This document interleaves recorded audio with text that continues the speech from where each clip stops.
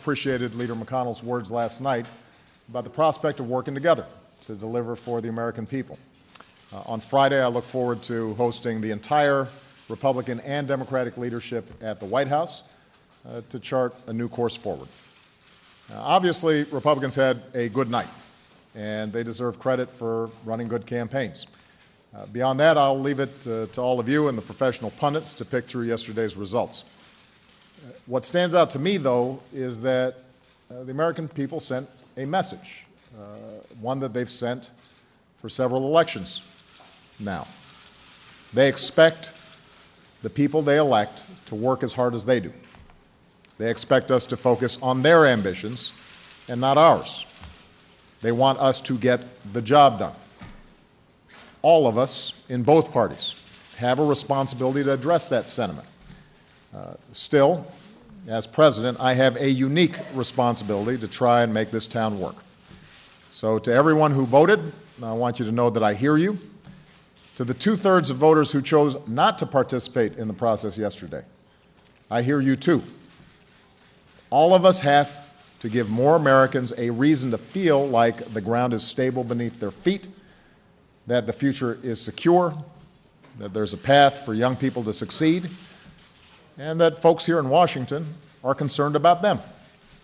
So I plan on spending every moment of the next 2+ years doing my job the best I can to keep this country safe and to make sure that more Americans share in its prosperity.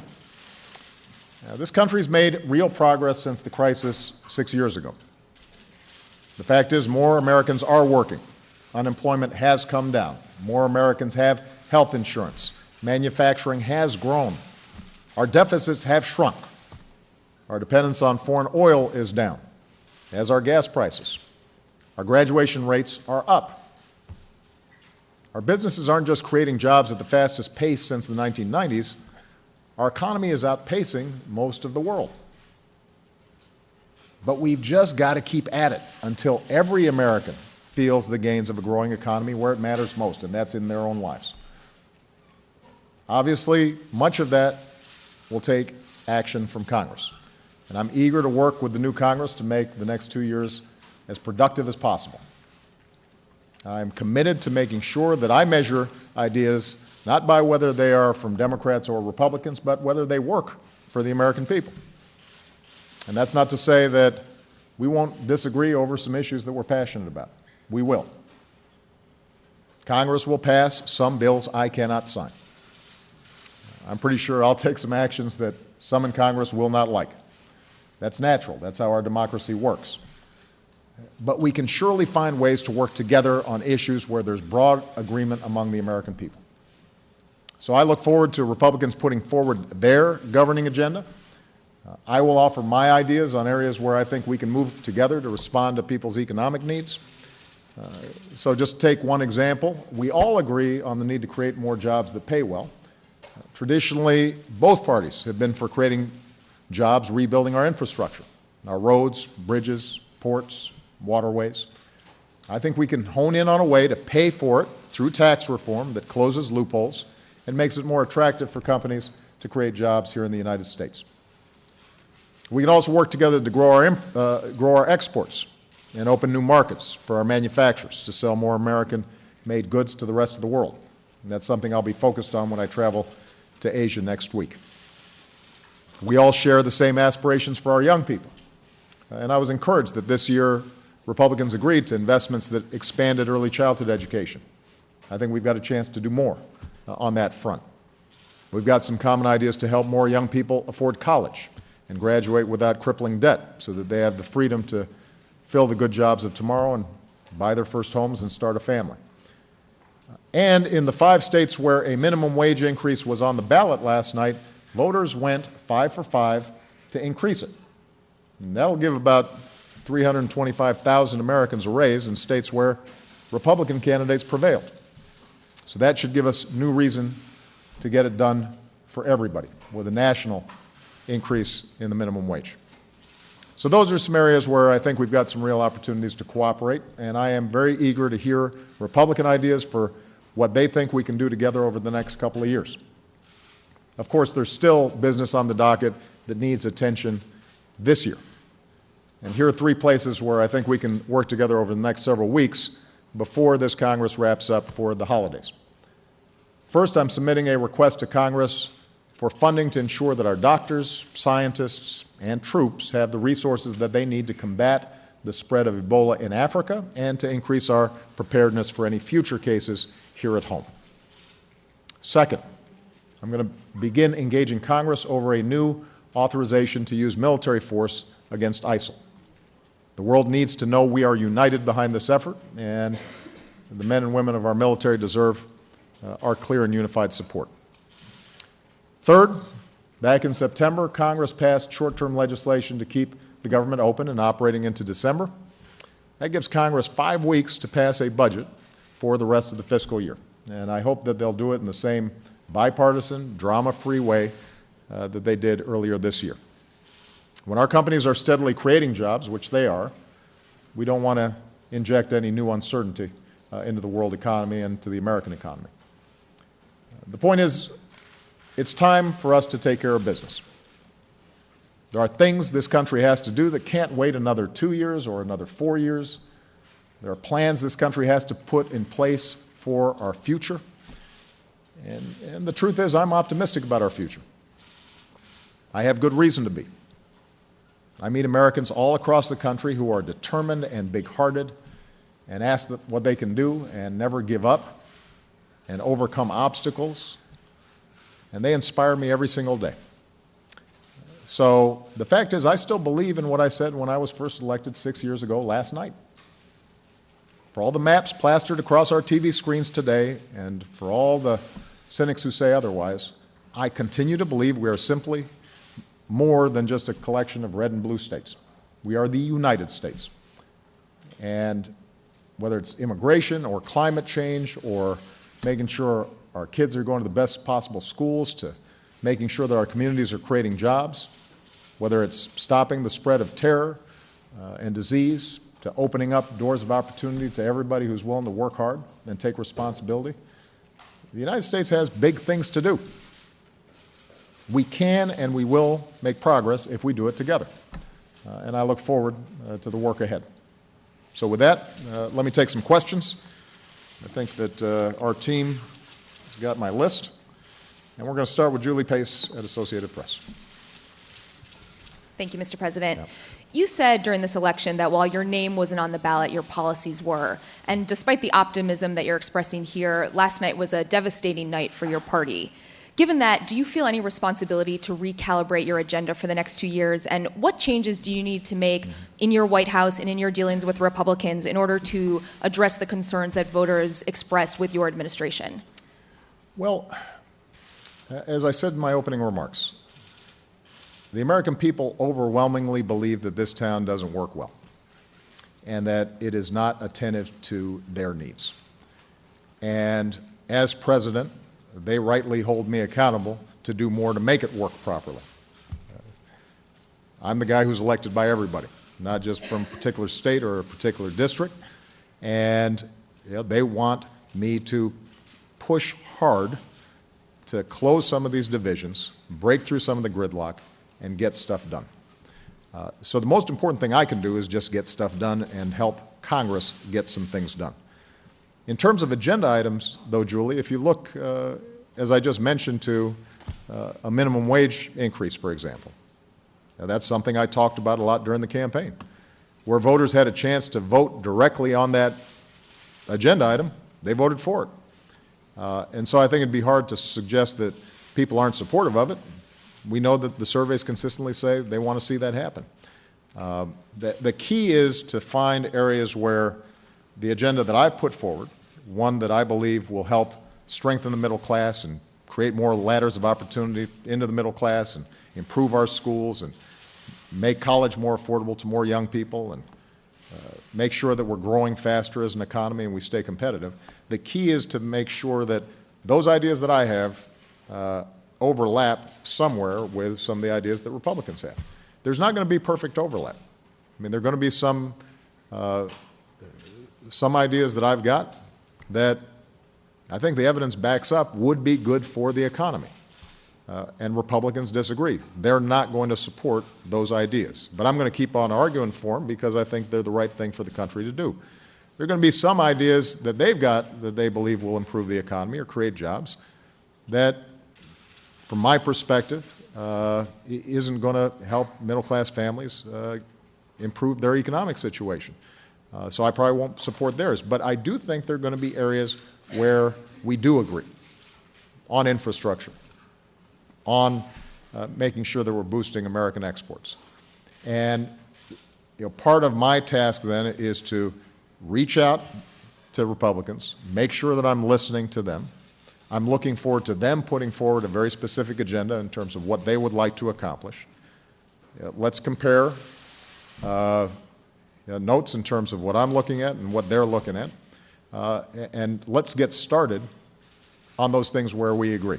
Even if we don't agree 100%, let's get started on those things where we agree 70, 80, 90%. And if we can do that and build up some trust and improve how processes work in Washington, then I think that's going to give the American people a little bit more confidence that, in fact,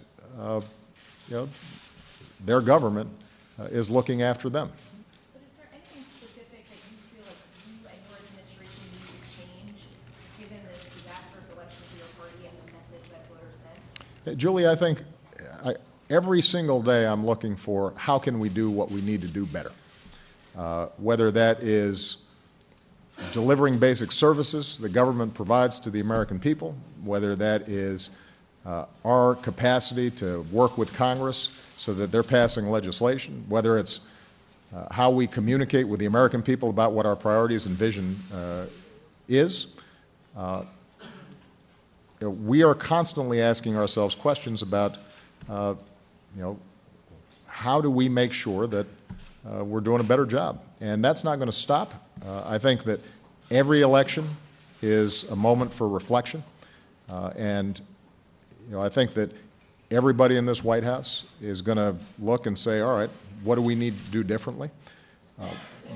But the principles that we're fighting for, the things that motivate me every single day and motivate my staff every day, those things aren't going to change.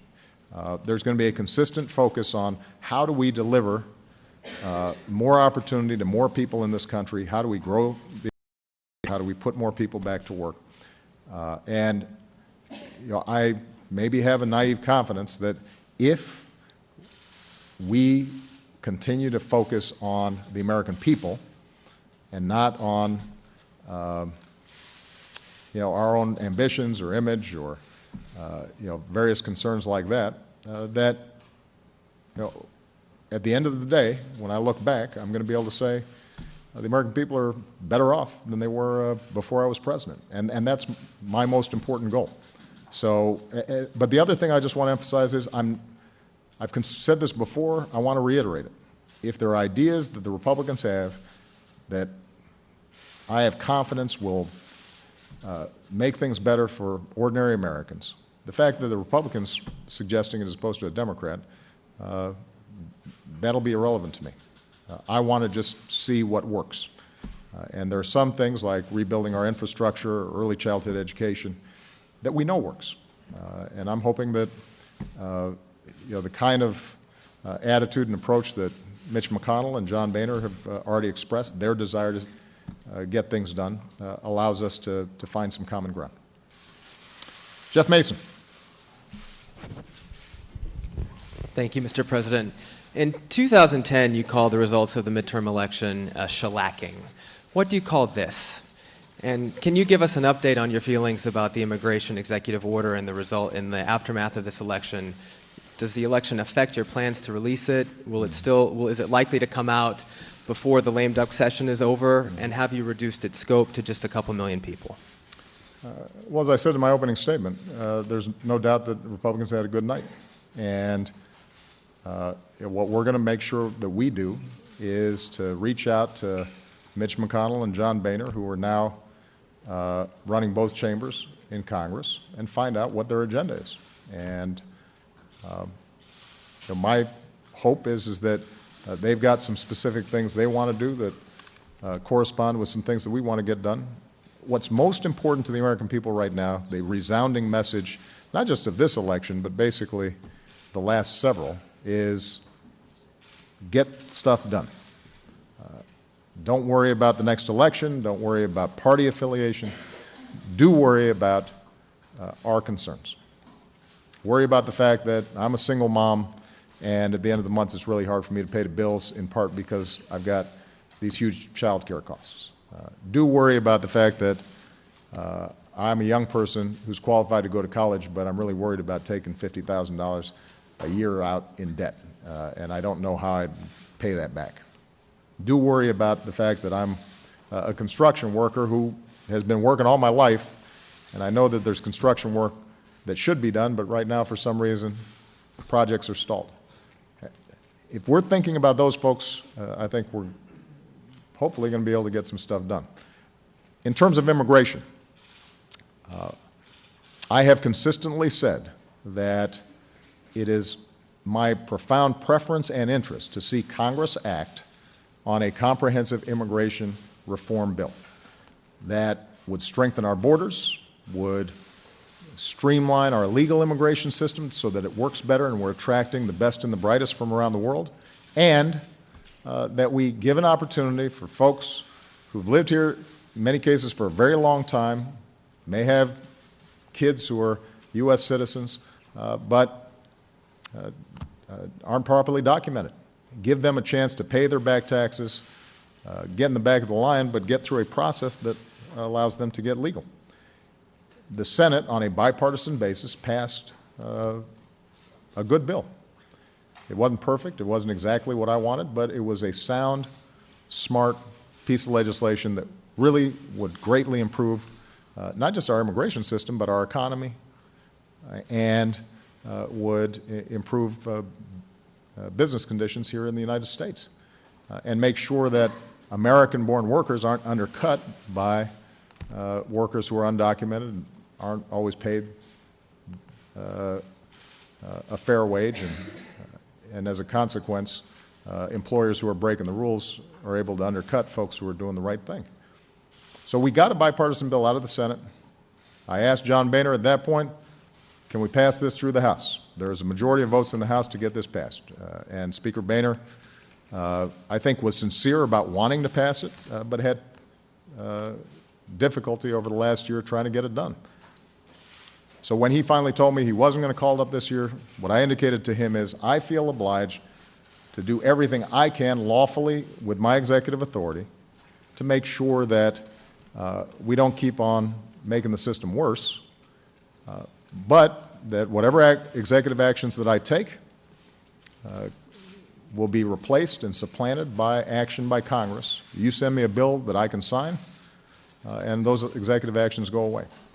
That's a commitment I made not just to the American people and to businesses and evangelical community and law enforcement folks and everybody who's looked at this issue and thinks that we need immigration reform. That's a commitment that I also made to John Boehner, that I would act in the absence of action by Congress. So before the end of the year, we're going to take whatever lawful actions that I can take that I believe will improve the functioning of our immigration system, that will allow us to surge additional resources to the border, where I think the vast majority of Americans have the deepest concern.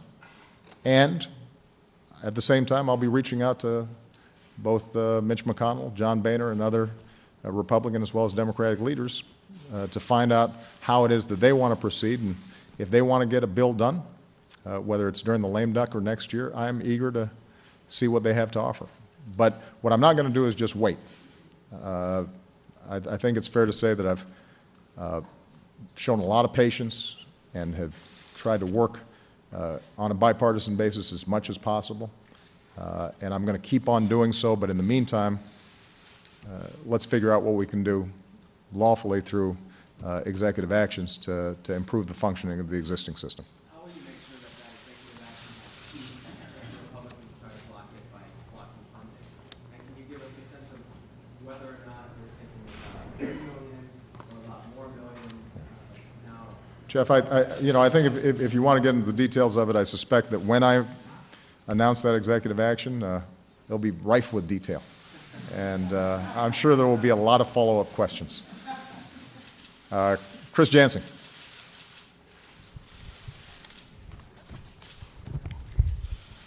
Thank you, Mr. President. I want to follow up on a couple of things and start with immigration. And are you concerned that if you sign an executive order on immigration before the end of the year, it will scuttle whatever chances there may be for there to be some sort of compromise on the issues that you talked about? And I wonder that given this unhappy electorate clearly, and they seem to be disappointed with both sides pretty much, why they punish the Democrats more than the Republicans by far? Well, as I said, when it comes to the political analysis, that's your job. But what is also true is I am the President of the United States. And I think, understandably, people are going to ask for greater accountability and more responsibility from me than from anybody else in this town. Appropriately so. And I welcome that. And the commitment that I will make to the American people and the way I've tried to conduct myself throughout this presidency is that I'm going to wake up every single day doing my absolute best to deliver for them. And there are areas where we've made real progress. I think economically I can look back and there is no doubt that on almost every measure we are better off economically than we were when I took office. But what is also true is there's still a lot of folks out there who are anxious and are hurting and are having trouble making ends meet or are worried about their children's future. And it's my job to give them some confidence that this town can work to respond to some of those worries that folks have. And we haven't done a good enough job convincing them of that. And I understand that. If they've been watching Washington over the last 2-4 years, what they've seen is a lot of arguing and a lot of gridlock, but not a lot of concrete actions, at least legislatively, that have made a difference in their lives. And so we've got to make sure that we do a better job, and I'm committed to doing that. On immigration, I know that concerns have been expressed that, well, if you do something through executive actions, even if it's within your own authorities, that that'll make it harder to pass immigration reform. I just have to remind everybody, I've heard that argument now for a couple of years. This is an issue I actually wanted to get done in my first term, and we didn't see legislative action. And in my second term, I made it my top legislative priority. We got really good work done by a bipartisan group of senators, but it froze up in the House. And I think that the best way, if folks are serious about getting immigration reform done, is going ahead and passing a bill and getting it to my desk. And then the executive actions that I take go away. They're superseded by the law that is passed. And I will engage any member of Congress who's interested in this, in how we can shape legislation that will be a significant improvement over the existing system. But what we can't do is just keep on waiting. There's a cost to waiting. There's a cost to our economy. It means that resources are misallocated. When the issue of unaccompanied children cropped up during this summer, there was a lot of folks who perceived this as a major crisis in our immigration system. Now, the fact is that those numbers have now come down, and they're approximately where they were a year ago or 2 years ago or a year before that. But it did identify a real problem in a certain portion of the border where we got to get more resources. But those resources may be misallocated, separating families right now that most of us, most Americans would say probably we'd rather have them just pay their back taxes, pay a fine, learn English, get to the back of the line, but we'll give you a pathway where you can be legal in this country. So where I've got executive authorities to do that, we should get started on that. But I want to emphasize once again, if in fact Republican leadership wants to see an immigration bill passed.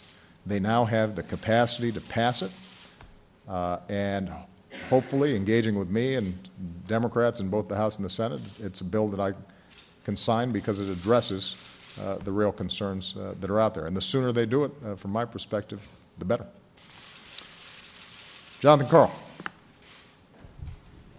Thank you, Mr. President. Mitch McConnell's been the Republican leader for 6 years, as long as you've been president. But his office tells me that he's only met with you one-on-one once or twice during that entire 6-year period. So I'm wondering, as somebody who came to Washington promising to end the hyper-partisanship that was here long before you became president, but's gotten worse since you got here, was it a mistake for you to do so little to develop relationships with the Republicans in Congress? I think that every day I'm asking myself, are there some things I can do better? And I'm going to keep on asking that every single day. The fact is that most of my interactions with members of Congress have been cordial, and they've been constructive. Oftentimes, though, we just haven't been able to actually get what's discussed in a leadership meeting through caucuses in the House and the Senate to deliver a bill. The good news is that now Mitch McConnell and John Boehner are from the same party. I think they can come together and decide what their agenda is. They've got sufficient majorities to make real progress on some of these issues, and I'm certainly going to be spending a lot more time with them now, because that's the only way that we're going to be able to get some stuff done. And I take them at their word that they want to produce. They're in the majority. They need to present their agenda. I need to put forward my best ideas. I think the American people are going to be able to watch us, and they're paying attention to see whether or not we're serious about actually compromising and being constructive. And my commitment to them, and I've said this when I spoke to them, is that anywhere where we can find common ground, I'm eager to pursue it. Are you going to have that drink with Mitch McConnell now that you joked about at the White House Correspondents' Dinner? You know, actually, I would enjoy having some Kentucky bourbon with Mitch McConnell. I don't know what his preferred drink is, but my interactions with Mitch McConnell, he has always been very straightforward with me. To his credit, he has never made a promise that he couldn't deliver, and he knows the legislative process well. He obviously knows his caucus well. He's always given me, I think, realistic assessments of what he can get through his caucus and what he can't. And so I think we can have a productive relationship. Phil Mattingly.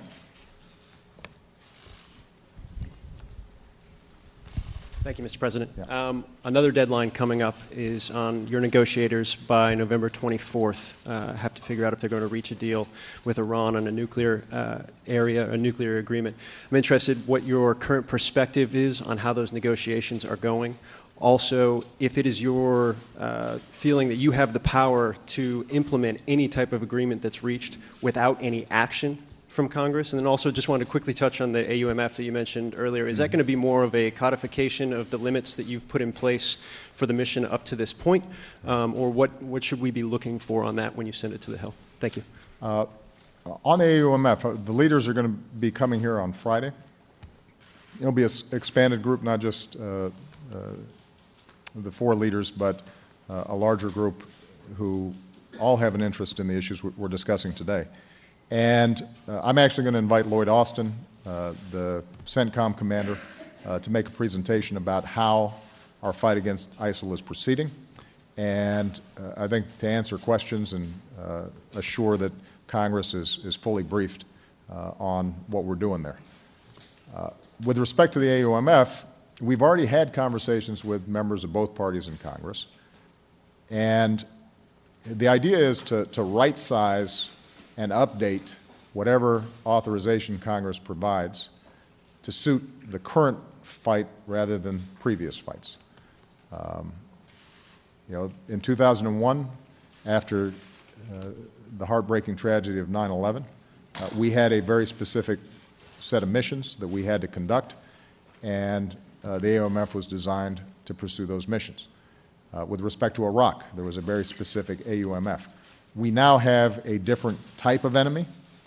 The strategy is different, how we partner with Iraq and other Gulf countries and the international coalition. That has to be structured differently.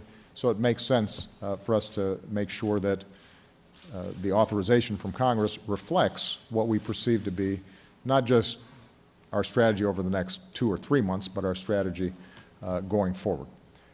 It'll be a process of listening to members of Congress as well as us presenting what we think needs to be the set of authorities that we have, and I'm confident we're going to be able to get that done. And that may just be a process of us getting it started now. It may carry over into the next Congress. On Iran, because of the unprecedented sanctions that we put in place that really did have a crippling effect on Iran's economy, they've come to the table and they've negotiated seriously around providing assurances that they're not developing a nuclear weapon for the first time. And they have abided by the interim rules. We have been able to freeze their program, in some cases reduce the stockpile of nuclear material that they already had in hand. And the discussions, the negotiations have been constructive. The international community has been unified and cohesive. There haven't been a lot of cracks in our alliance. Even countries where we have some differences, like Russia, have agreed with us and have worked with us cooperatively in trying to find ways to make sure that we can verify and have confidence going forward that Iran doesn't have the capacity to develop a nuclear weapon that could not only threaten friends of ours like Israel, trigger a nuclear arms race in the region, but could, over the long term, potentially threaten us. Whether we can actually get a deal done, we're going to have to find out over the next 3 to 4 weeks. We have presented to them a framework that would allow them to meet their peaceful energy needs, and if in fact what their leadership says, that they don't want to develop a nuclear weapon, if that is in fact true, then they've got an avenue here to provide that assurance to the world community and in a progressive, step-by-step, verifiable way, allow them to get out from under sanctions so that they can re-enter as full-fledged members of the international community. But they have their own politics. And there's a long tradition of mistrust between the two countries. And there's a sizable portion of the political elite that, cut its teeth on anti-Americanism and still finds it convenient to blame America for every ill that there is. And whether they can manage to say yes to what clearly would be better for Iran, better for the region, and better for the world is an open question. We'll find out over the next several weeks. All right? Sir, on whether or not you have the power unilaterally to relax sanctions to implement an agreement? Yeah, there are a series of different sanctions. There are multilateral sanctions, there are UN sanctions, there are sanctions that have been imposed by us, this administration, unilaterally, and I think it's different for each of those areas. But I don't want to put the cart before the horse. What I want to do is see if we in fact have a deal. If we do have a deal that I have confidence will prevent Iran from getting a nuclear weapon, and that we can convince the world and the public will prevent Iran from getting a nuclear weapon, then it'll be time to engage in Congress. And I think that we'll be able to make a strong argument to Congress that this is the best way for us to avoid a nuclear Iran, that it will be more effective than any other alternatives we might take, including military action. But that requires it being a good deal.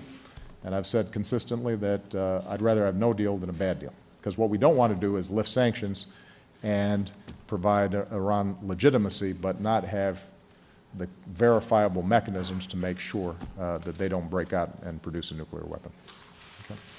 Okay. Ed Henry.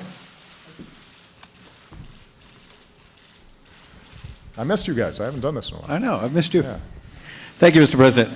I haven't heard you say a specific thing during this news conference that you would do differently. You've been asked it a few different ways. I understand you're going to reach out, but you've talked about doing that before.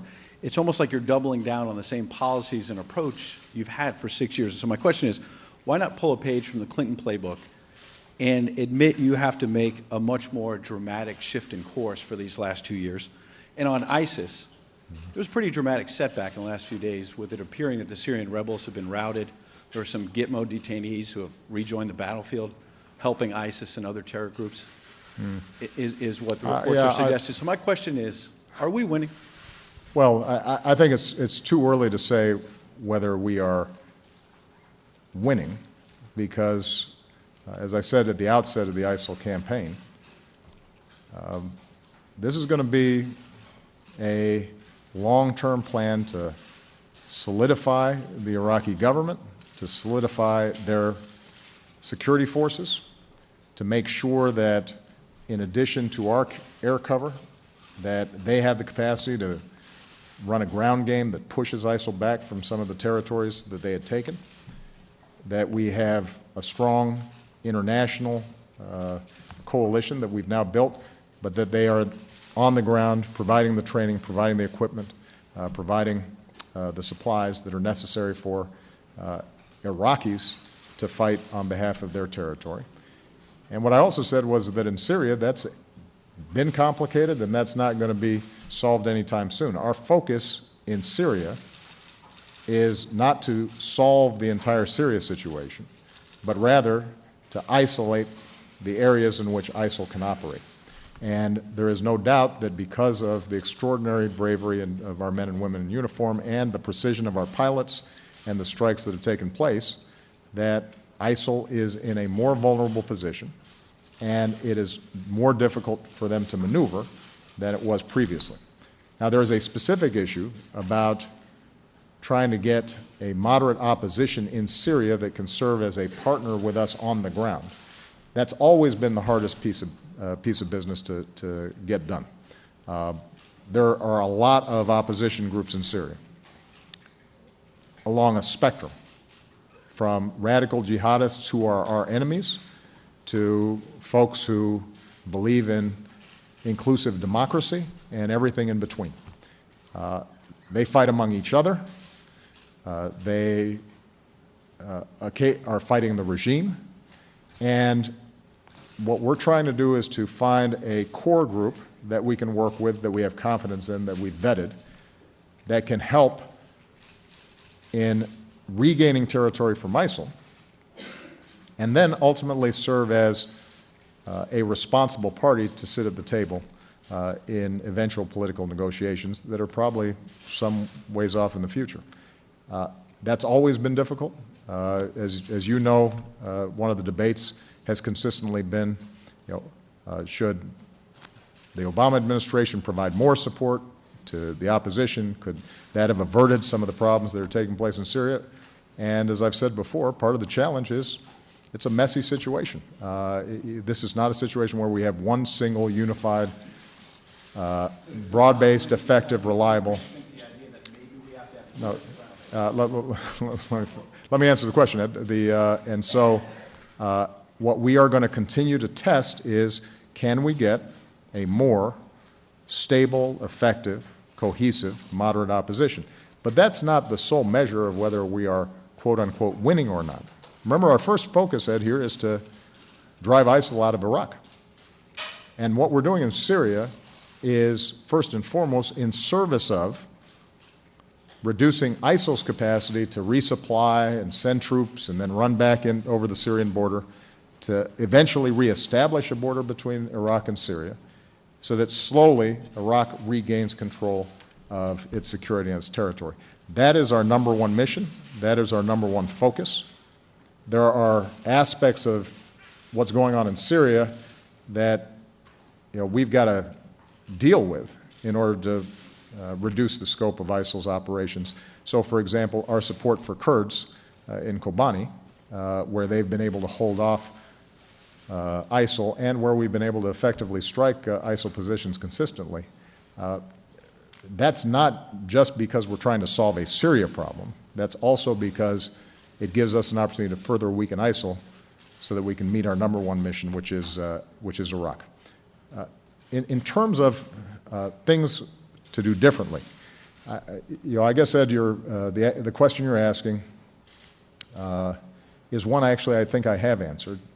If you're asking about personnel or if you're asking about position on issues or what have you, then it's probably premature because I want to hear Ed, what I'd like to do is to hear from the Republicans to find out what it is that they would like to see happen.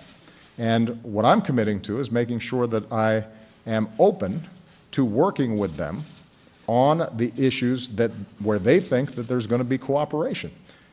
Now, that isn't a change because I've suggested to them before that where they think there's areas of cooperation, I'd like to see us get some things done.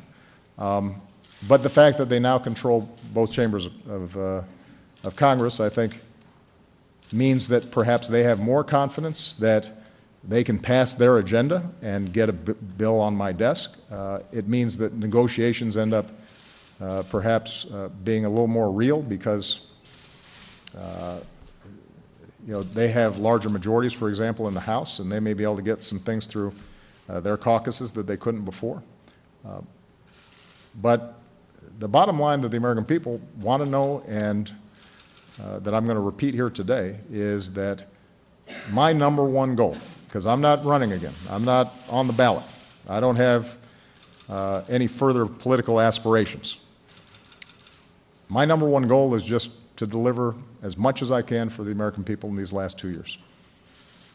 And wherever I see an opportunity, no matter how large or how small, to make it a little bit easier for a kid to go to college, make it a little more likely that somebody's finding a good paying job, make it a little more likely that somebody has high quality health care.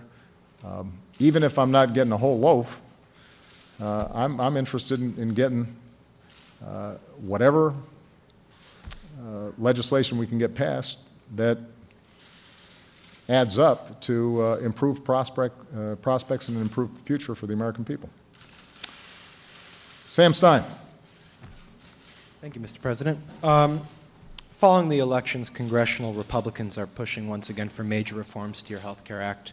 In the past, you've said you're open to good ideas, but you don't want to undermine the bill. Can you tell us what specific ideas you're ruling out? Have the election results changed your calculus on reforming the law? And how confident are you heading into the second enrollment period? And on a totally unrelated matter, have you settled on a nominee to replace Attorney General Eric Holder? And if so, who is it? You guys want to spread out your news a little bit, don't you? You don't want it all in just one big bang. On the Attorney General, we have a number of outstanding candidates who we're taking a look at now, and in due course I will have an announcement. And you'll be there, Sam, when that's announced. But I'm confident that we'll find somebody who is well qualified, will elicit the confidence of the American people, will uphold their constitutional obligations and rule of law, and will get confirmed by the Senate. On health care, there are certainly some lines I'm going to draw. Repeal of the law, I won't sign. Efforts that would take away health care from the 10 million people who now have it, and the millions more who are eligible to get it, we're not going to support. In some cases, there may be recommendations that Republicans have for changes that would undermine the structure of the law. And I'll be very honest with them about that and say, look, the law doesn't work if you pull out that piece or that piece. On the other hand, what I have said is there's no law that's ever been passed that is perfect. And given the contentious nature in which it was passed in the first place, there are places where, if I were just drafting a bill on our own, we would have made those changes back then. And certainly, as we've been implementing, there are some other areas where we think we can do even better. So, if in fact one of the items on Mitch McConnell's agenda and John Boehner's agenda is to make responsible changes to the Affordable Care Act to make it work better, I'm going to be very open and receptive to hearing those ideas. But what I will remind them is that despite all the contention, we now know that the law works. You've got millions of people who have health insurance who didn't have it before. You've got states that have expanded Medicaid to folks who did not have it before, including Republican governors who've concluded this is a good deal for their state. And despite some of the previous predictions, even as we've enrolled more people into the Affordable Care Act and given more people the security of health insurance, healthcare inflation has gone down every single year since the law passed, so that we now have the lowest increase in healthcare costs in 50 years, which is saving us about $180 billion in reduced overall costs to the federal government in the Medicare program. So we are, I think, really proud of the work that's been done, but there's no doubt that there are areas where we can improve it. So I'll look forward to seeing what list they've got of improvements. Is the individual mandate one of those lines you can't cross? Yeah, the individual mandate is a line I can't cross because the concept, borrowed from Massachusetts, from a law instituted by a former opponent of mine, Mitt Romney, understood that if you're providing health insurance to people through the private marketplace, then you've got to make sure that people can't game the system and just wait until they get sick before they go try to buy health insurance. You can't ensure that people with pre-existing conditions can get health insurance unless you also say, while you're healthy, before you need it, you've got to get health insurance. And obviously there are hardship exemptions. We understand that there's some folks who, even with the generous subsidies that have been provided, still can't afford it, but that's a central component of the law. In terms of enrollment, we'll do some additional announcements about that in the days to come. Starting in the middle of this month, people can sign up again. I think there are a number of people who, the first time around, sat on the sidelines, in part because of our screw-ups on healthcare.gov.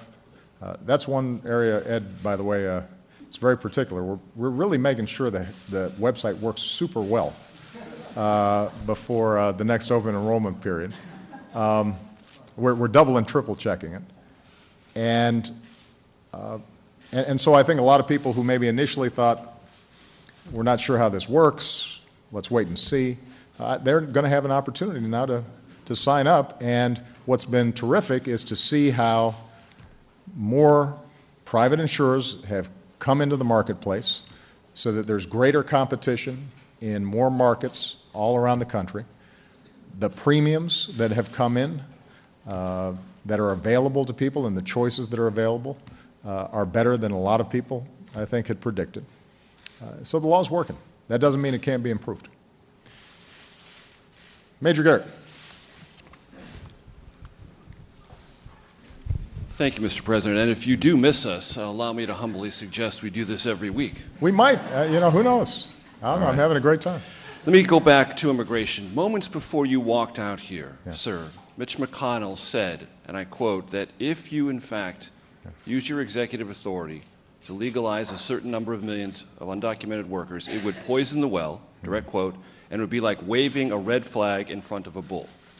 Do you not believe that is the considered opinion of the new Republican majority in the House and Senate?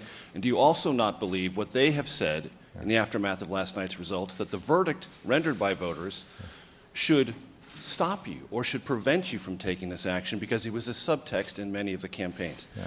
Let me ask you a couple of specifics. Republicans haven't made a mystery about some of the things they intend to say. Do I have to write all these down? You're very well familiar with these. These will not be yeah, mysteries to you. But I, you know. Keystone XL pipeline, they will All send right. you legislation on that.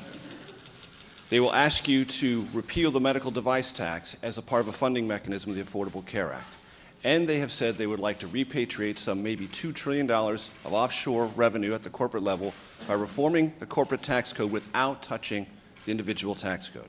To use your words, Mr. President, are any of those three lines you cannot cross, and also deal with what you perceive to be Republican attitudes about immigration? All right. I think, Major, that I answered the question on immigration.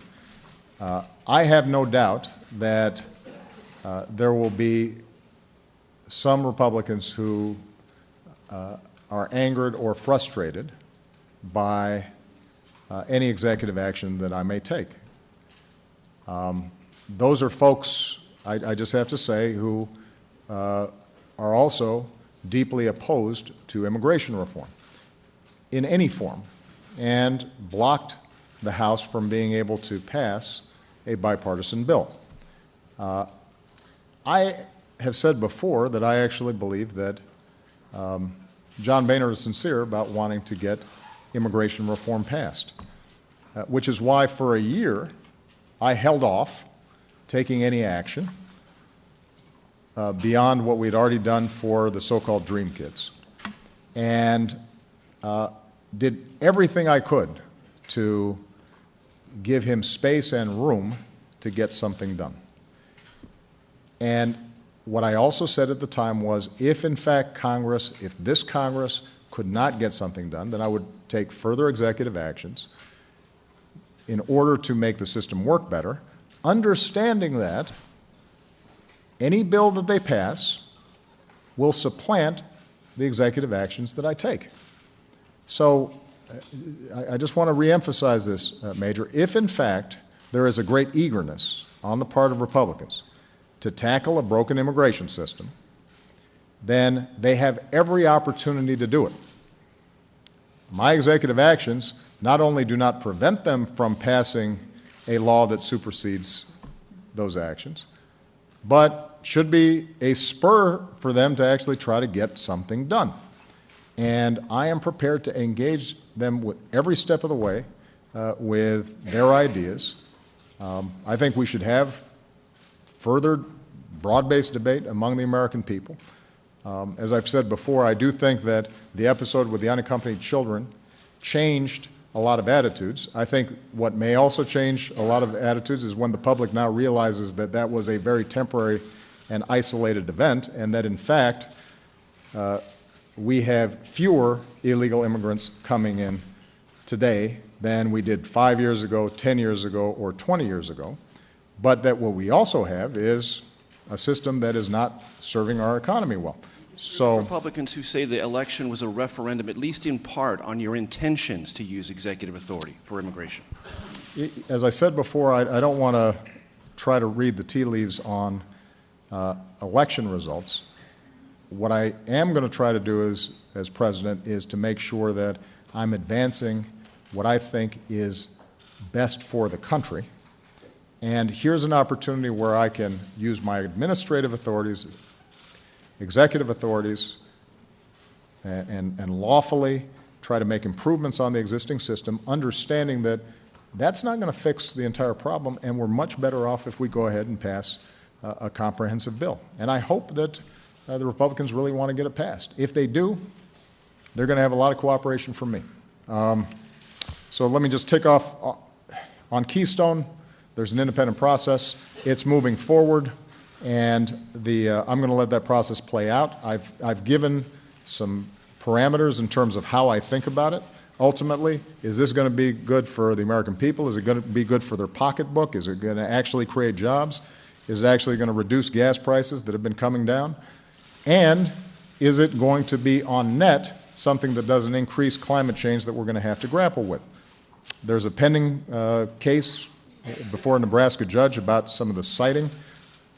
The process is moving forward, and I'm just going to gather up the facts. I will note, while this debate about Canadian oil has been raging, keep in mind this is Canadian oil, this isn't U.S. oil. While that debate has been raging, we've seen some of the biggest increases in American oil production and American natural gas production in our history. We are closer to energy independence than we've ever been before, or at least as we've been in decades. We are importing less foreign oil than we produce for the first time in a very long time. We've got a 100-year supply of natural gas that, if we responsibly tap, puts us in the strongest position when it comes to energy of any industrialized country around the world. When I travel to Asia or I travel to Europe, their biggest envy is the incredible homegrown U.S. energy production that is producing jobs and attracting manufacturing, because locating here means you've got lower energy costs. So our energy sector is booming. And I'm happy to engage Republicans with additional ideas for how we can enhance that. I should note that our clean energy production is booming as well. And so Keystone I just consider as one small aspect of a broader trend that's really positive for the American people. And let's see.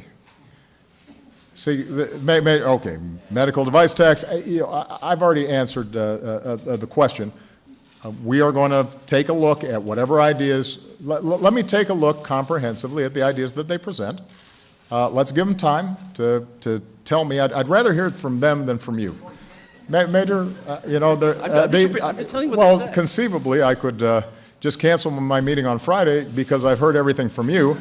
I think I'd rather let Mitch McConnell. If it was a line you couldn't cross. I'd rather hear from Mitch McConnell and John Boehner what ideas they'd like to pursue, and we'll have a conversation with them on that. On repatriation, I said in my opening remarks that there is an opportunity for us to do a tax reform package that is good for business, good for jobs, and can potentially finance infrastructure development here in the United States. Now, the devil's in the details. So I think conceptually, it's something where we may have some overlap, and I'm very interested in pursuing ideas that can put folks to work right now in roads and bridges and waterways and ports and a better air traffic control system. If we had one, by the way, we could reduce delays by about 30%. We could reduce fuel costs for airlines by about 30%, and hopefully that'd translate into cheaper airline tickets, which I know everybody would be interested in. So there's all kinds of work we can do on our infrastructure. This may be one mechanism that Republicans are comfortable in financing those kinds of efforts. So that'll be part of the discussion that I think we're prepared for on Friday and then in the weeks to come leading into the new Congress. Whew. Major works me, man. Jim Acosta. Thank you, Mr. President. I know you don't want to read the tea leaves, but it is a fact that your party rejected you in these midterms. By and large, they did not want you out on the campaign trail in these key battleground states. How do you account for that? And your aides have said that this is the fourth quarter of your administration. But I don't know if you saw the morning talk shows, but there were several potential candidates for 2016 who were out there already. Is the clock ticking? Are you running out of time? How much time do you have left? And what do you make of the notion that you're now a lame duck? Well, traditionally, after the last midterm of the two-term presidency, since I can't run again, that's the label that you guys apply. Here's what I tell my team. I told them this last week, and I told them this morning. We had this incredible privilege of being in charge of the most important organization on earth, the U.S. government and our military and everything that we do for good around the world. And there's a lot of work to be done. to make government work better, to make Americans safer, to make opportunity available to more people, for us to be able to have a positive influence in every corner of the globe, the way we're doing right now in West Africa. And I'm going to squeeze every last little bit of opportunity to help make this a world a better place over these last 2 years. And some of that is going to be what we can do administratively, and simple things like how do we make customer service better in every agency? Are there things that we can do to streamline how our veterans access care? Are there better ways that we can make businesses understand the programs that are available to them to promote their business or exports? So there's a whole bunch of stuff to do on that front, and as I said before, there's going to be opportunities to work with Democrats and Republicans on Capitol Hill to get laws done. And if you look at the history of almost every president, those last 2 years, all kinds of stuff happens. In some cases, stuff that we couldn't predict. So the one thing I'm pretty confident about, Jim, is I'm going to be busy for the next 2 years. And the one thing that I want the American people to be confident about is that every day I'm going to be filling up my time trying to figure out how I can make their lives better.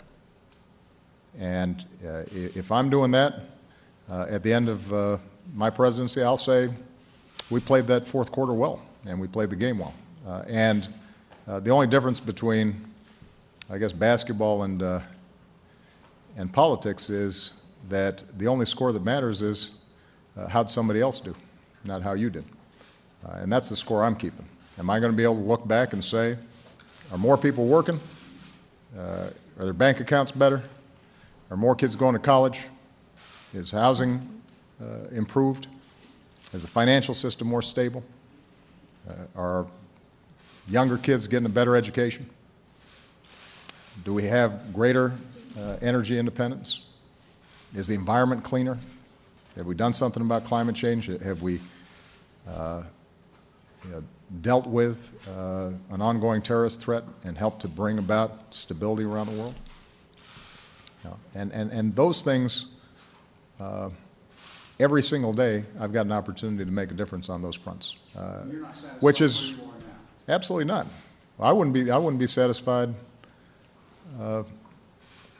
as long as I'm meeting somebody who doesn't have a job and wants one. I'm not going to be satisfied as long as there's a kid who writes me a letter and says, I got $60,000 worth of debt and I don't know how to pay it back. And the American people aren't satisfied. So, I want to do everything I can to deliver for them. And how about Democrats? The fact that they kept you out of these battleground states, is that trying to bug you a little bit?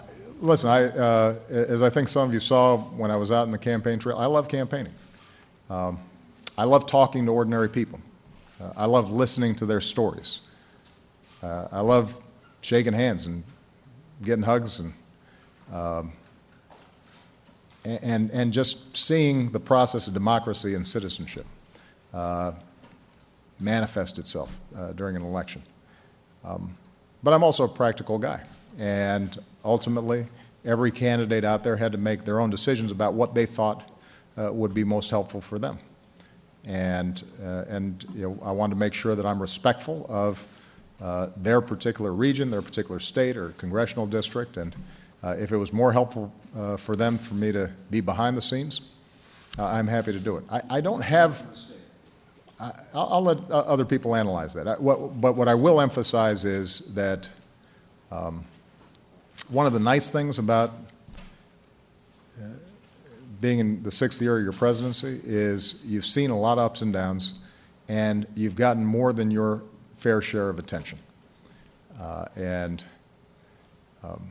I've had the limelight, and there have been times where the requests for my appearances were endless.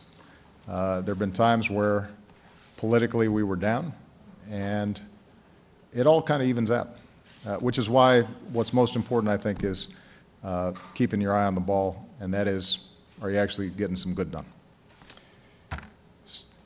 Scott Horsley, last question. Thank you, Mr. President.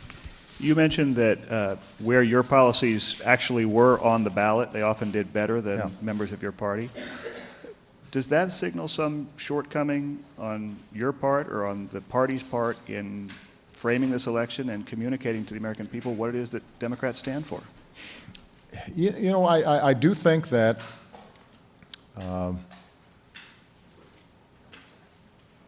one area where I know we're constantly experimenting and trying to do better is just making sure that people know exactly what it is that we're trying to accomplish and what we have accomplished in clear ways that people can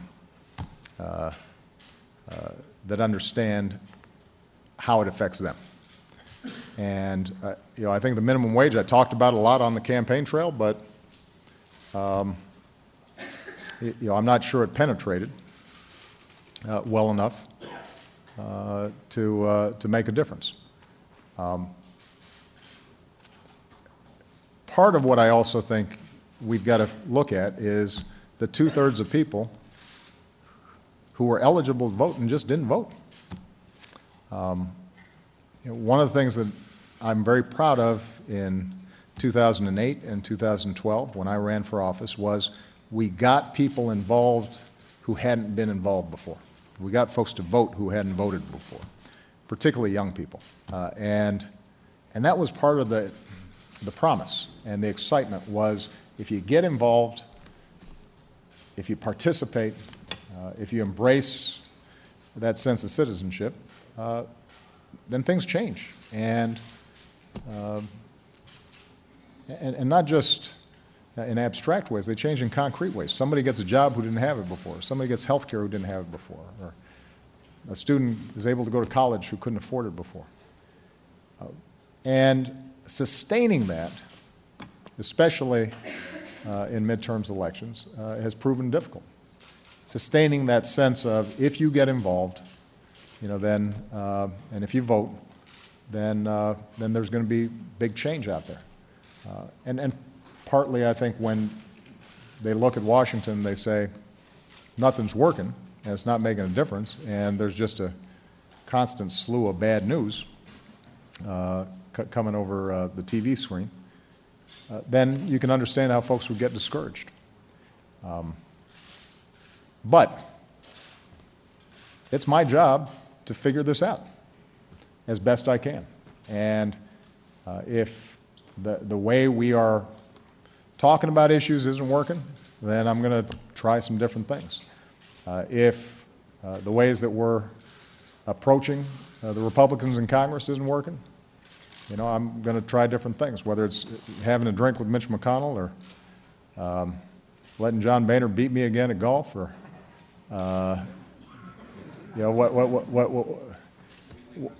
or weekly press conferences. I don't know if that would be effective, but whatever I think might make a difference in this, you know, I'm going to be trying out up until my last day in office. But I'll close with what I said in my opening statement. I am really optimistic about America. I know that runs counter to the current mood. But when you look at the facts, our economy is stronger than just about anybody's. Our energy production is better than just about anybody's. We've slashed our deficit by more than half. More people have health insurance. Our businesses have the strongest balance sheets that they've had in decades. Our young people are just incredibly talented and gifted, and more of them are graduating from high school, and more of them are going on to college, and more women are getting degrees and entering into the workforce. And what part of the reason I love campaigning is you travel around the country, folks are just good. They're smart and they're hardworking, And they're not always paying a lot of attention to Washington, and in some cases they've given up on Washington, but their impulses are not sharply partisan, and their impulses are not ideological. They're really practical, good, generous people. So, and we continue to be a magnet for the best and brightest from all around the world. We have all the best cards relative to every other country on earth. Our armed forces, you talk to them. I had a chance this morning to just call some of our health service that is operating in Liberia, and the amount of hope and professionalism that they've brought has galvanized the entire country, and they've built a platform effectively for other countries suddenly to start coming in, and we're seeing real progress in fighting the disease in a country that just a month or a month and a half ago was desperate and had no hope.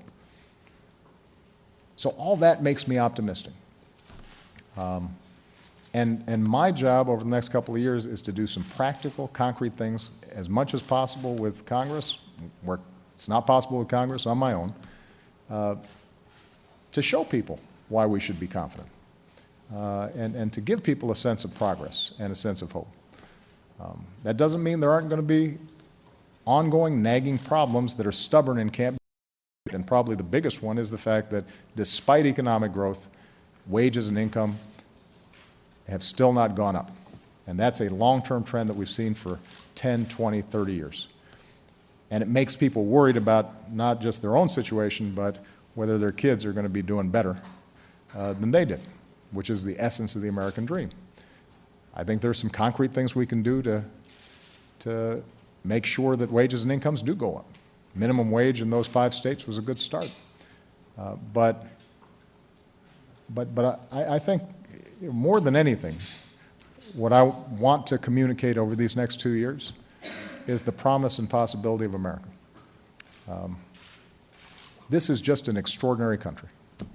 And our democracy is messy, and we're diverse, and we're big, and there are times where you're a politician and you're disappointed with election results. But maybe I'm just getting older. I don't know. It doesn't make me mopey. It energizes me, because it means that this democracy is working, and people in America were restless and impatient, and we want to get things done, and even when things are going good, we want them to do better, and that's why this is the greatest country on earth. That's why I'm so privileged to have a chance to be president for the next couple of years. All right? Thank you, everybody.